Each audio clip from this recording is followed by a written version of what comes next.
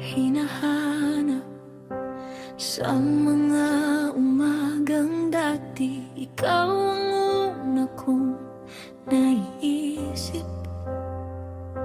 Hindi na kita kinakausap sa isip ko, kahit minsan gusto pang bumalik sa nakasanayan. May mga gabing sinusubukan kong balikan, pero wala nang sakit sa alaala, kundi pagod na lang na paulit-ulit kong ginagamit laban sa sarili.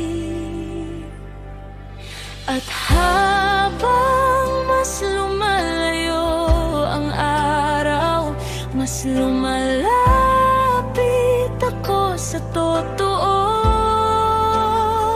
na hindi lahat ng minahal dapat alalahanin habang buhay. Kalimutan ka na, hindi dahil hindi ka naging mahalaga, kundi dahil hindi ka nakarapat. Dapat alalahanin sa bawat tibok ng puso ko.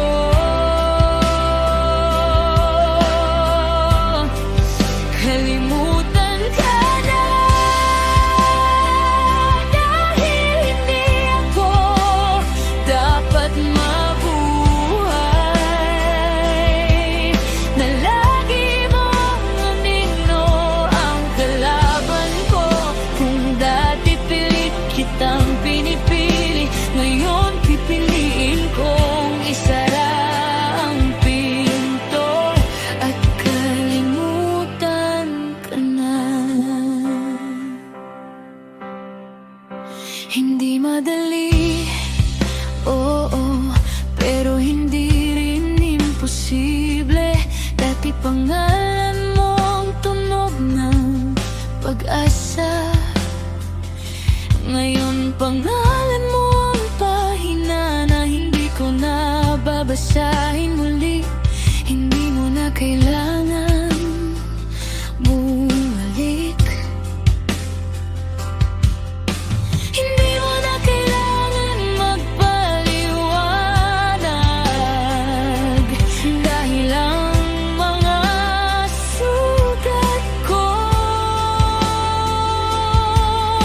hindi mo na kayang ayusin kahit gustuhin mo pa.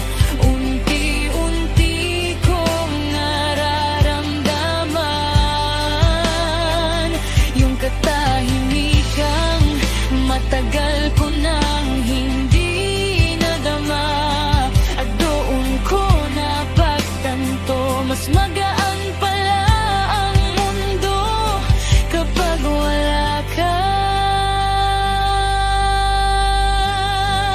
Kalimutan ka na, hindi para makaganti, kundi para makalaya sa bigat na iniwan mo. Kalimutan ka na, hindi ko kailangan alam mo para maging buo ulit ako. Ngayon alam ko na ang paglimot ay hindi kahinaan, kundi paraan para mabawi ko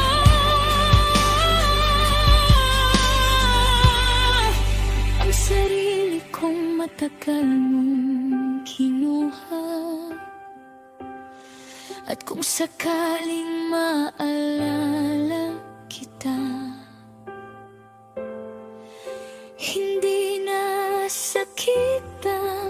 kasama, kundi pasasalamat.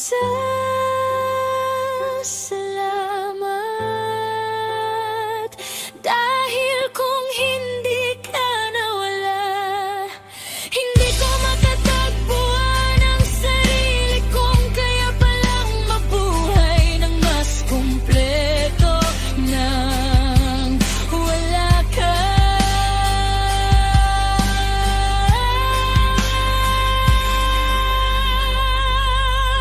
Kalimutan ka na. Ito na ang desisyon na hindi ko na tatalikuran.